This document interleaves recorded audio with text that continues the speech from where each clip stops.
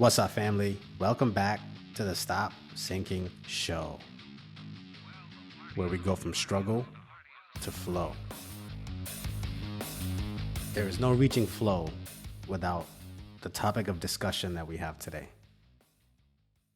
So let's talk vices and virtues. Vices hide in plain sight. They creep into our life and make a home in our habits and our personalities. They can be personality downfalls like leaning into envy, into greed, lust, sloth, or arrogance. Or most commonly, vices are indulgences into behaviors that bring upon these personality pitfalls, like drugs, alcohol, chasing sex, gambling, expedience or suppression of any sort. Vices are contagious and infectious. You can pick them up easily by what you're around. They're easily obtained. They have a magnetic outer layer and encounter little resistance in attempting to occupy our character. Vices deliver the sweet promise up front first and settle the cost on the back end. Their cost is obscured, paid in increments or hidden in return for an instantaneous reward. Virtues aren't as readily acquired. They are earned and adhered to through exerted deference. Virtues are observed. They are determinations against the pull of vices. They come built in with a prickly outer shell instead of a magnetic one that almost immediately creates a challenge and resistance in attempt to populate our being. Virtues ask for settlement up front. They ask for payment up front and deliver the sweet promise on the back end. The price paid for choosing virtues is acutely pronounced. It's upfront and it delivers its gains on the back end. Our everyday is casted from one or the other. We are molded and sculpted by the indulgence one pulls us towards, or the dignity the other one pushes us to.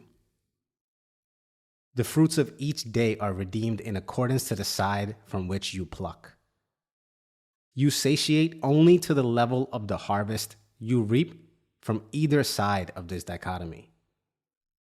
The sum total of our existence, all we take and leave behind, hangs in the balance of this daily tug of war, vice or virtue.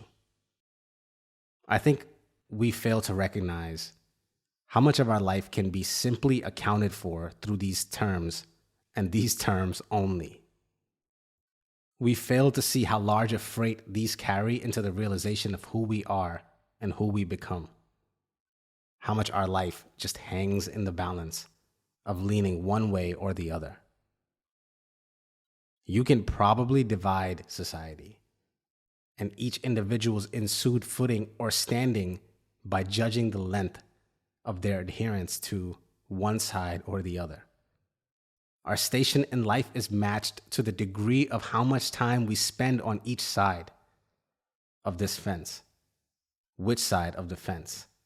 How much spent in the indulgent vices or transcendent in virtues? Rich and happy versus poor and miserable can be audited and understood from this lens of which side you frequent most. My brokest of friends are those who spend the most time chasing women.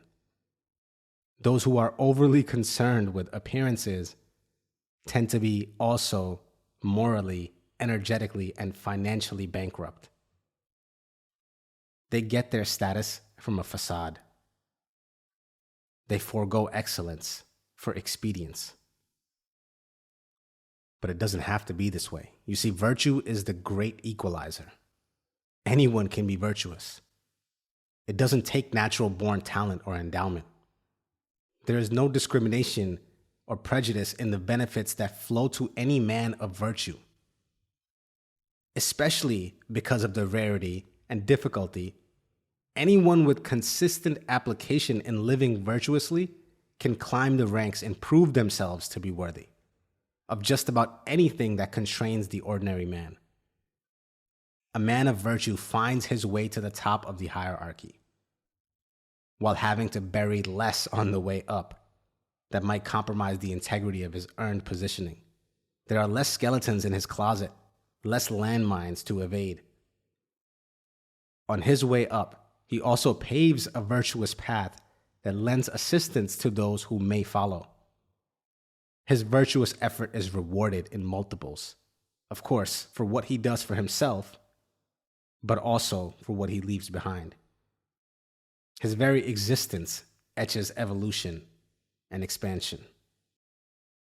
On the other hand, indulgence in vices will dissolve the greatest of men. You can start out with all the advantages in the world and have built up a store of progress and soil it all in the grip of vices. You can drown your entire existence with the unquenchable thirst drinking from this fountain of vices. You will be too numb or apathetic to even notice it happening.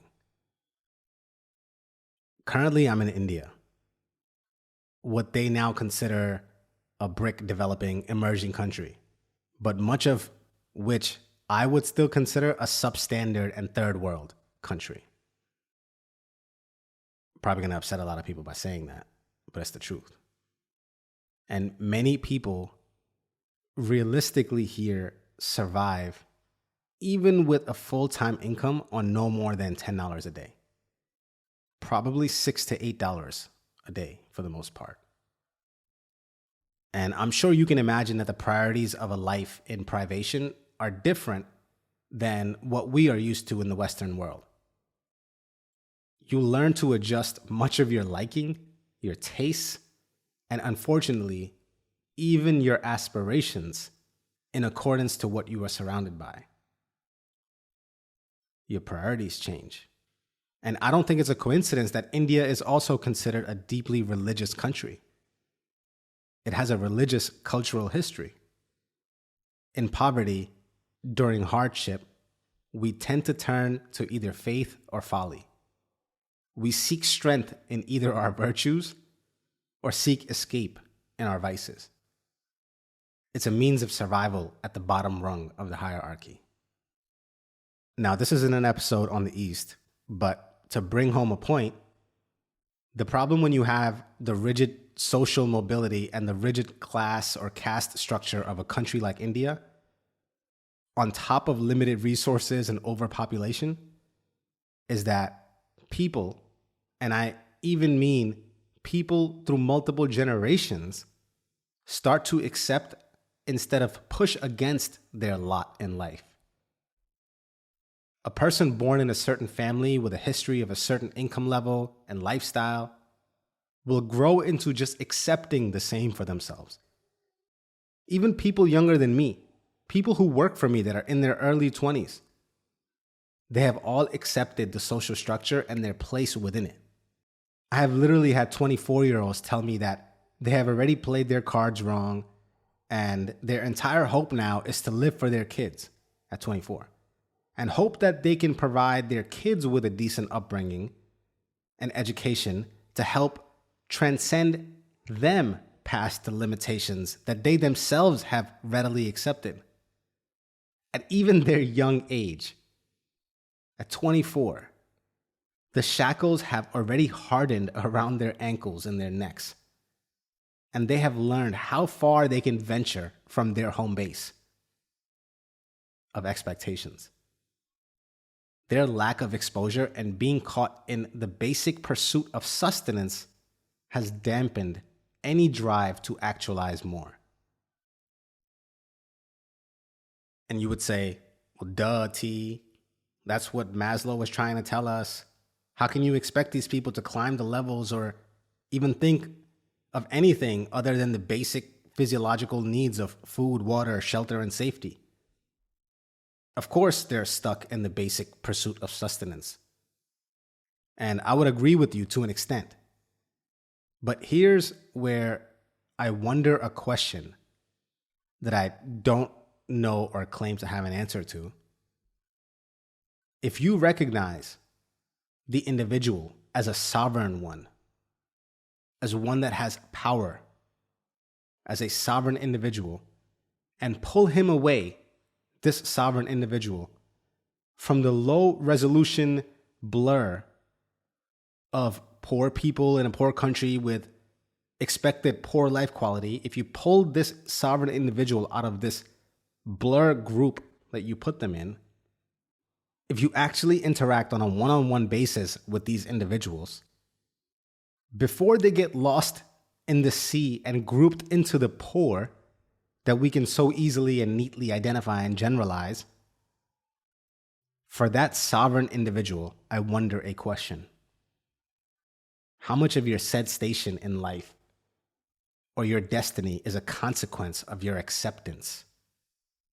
How much of it can be altered by rejecting what is and what has been for generations in your family and then creating an alternate reality?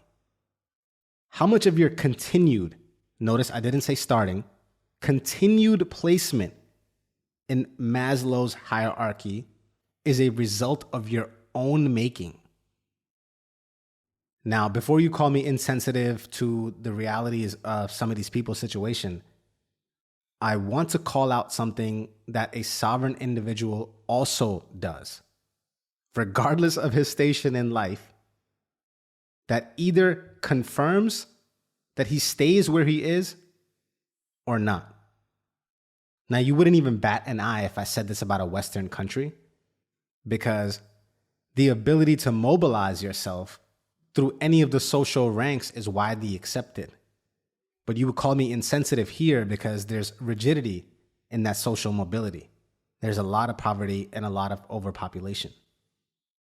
It is more accepted in the West that if you are where you are, that a part of you is choosing to remain there. And I can understand the empathy extended to a developing nation where it is not as easy just to go get a high-paying job if you just work hard.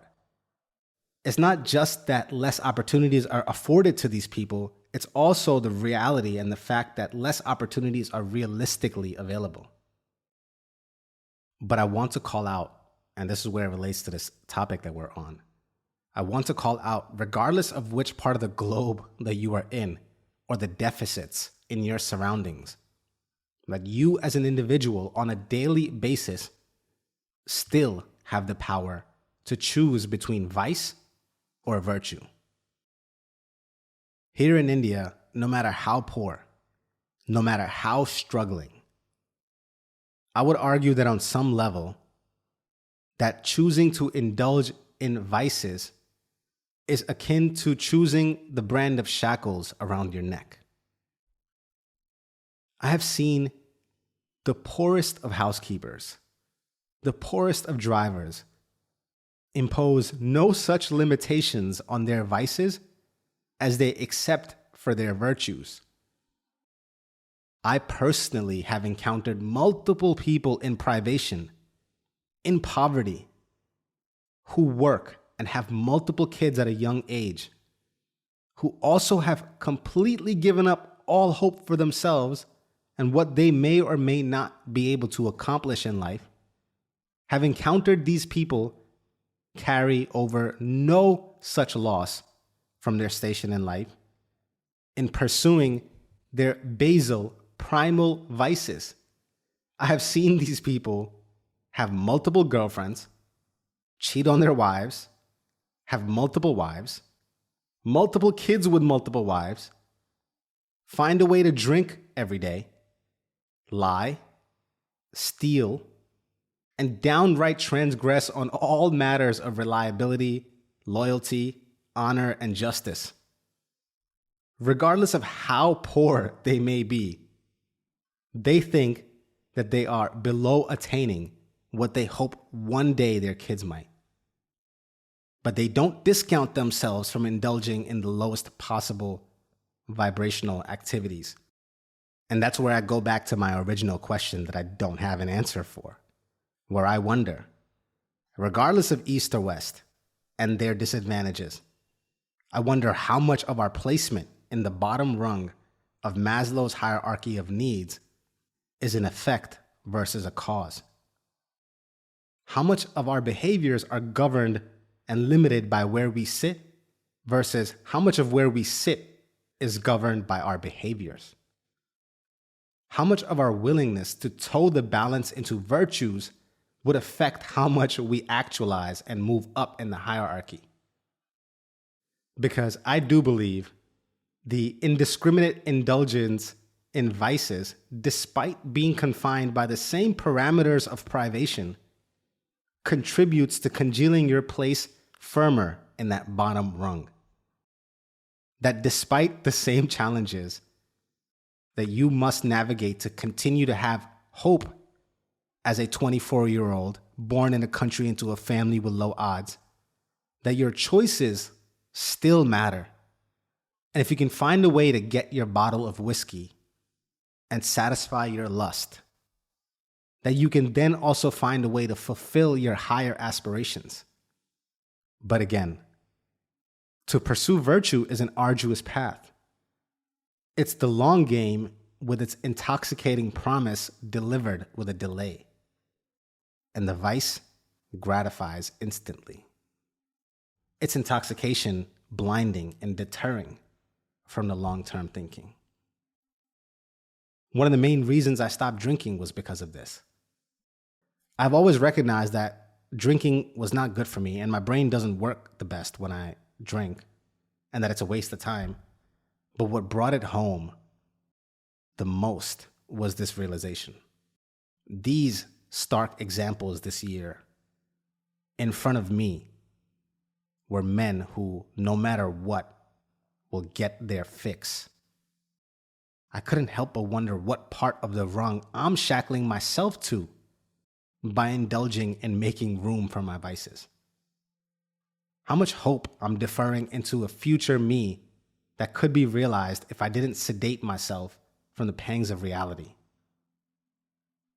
It's a form of useful judgment that I did not want to be in the same sentence or match the habits of these same people who, no matter what they accomplished or earned for the day, no matter how much progress they made or did not make, they nevertheless found a way to indulge. And it's understandable. It is human nature to vibrate low. Darwin said, man, with all his noble qualities, still bears in his bodily frame the indelible stamp of his lowly origin. We automatically vibrate to satiate our lowest primal frequency.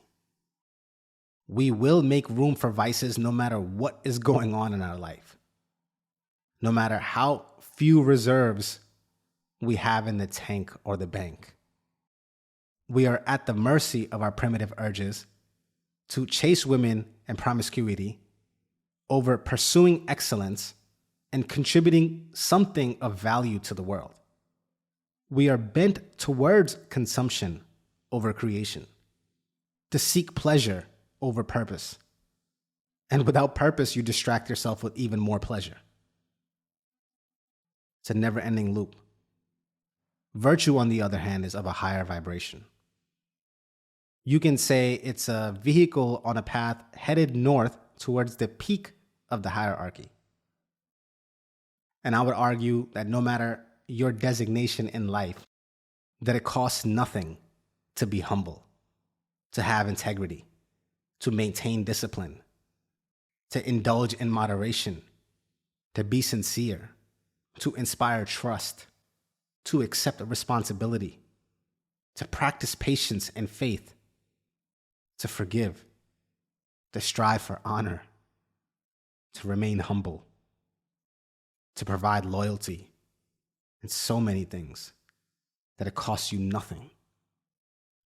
And this virtuous path leads you to higher ground no matter your starting point.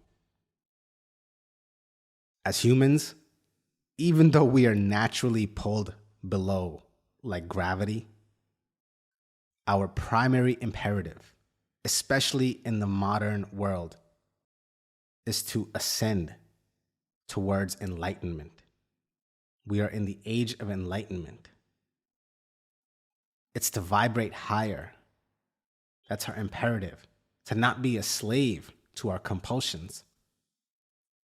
And that will set your course and placement on what daily battles you fight and are fit for. And that will ultimately determine which needs you are stuck in, what you are working to have to satisfy, and what rung of the hierarchy. It's not the other way around. You don't elevate before you transcend. You transcend, then you elevate. Ask yourself with honesty, what comes first? Virtue or victory? 3 questions for you, my friends. Question 1, how much room do you make for your vices? Do you somehow always find a way to sustain your indulgences? No matter the constraint on time, place, or income? Question 2, what virtues do you postpone until a time in the future where you have arrived? Is it possible that the mirror can reflect your aspirations sooner than you think? And the last question, how else in life do you play the short game? Where else do you overlook the longer term, patiently earned yield and compromise it for short-term gain? Can you find at least one avenue in your life where you flip this dynamic and invest in the future you? Play the long game. Love you, family. Until the next one.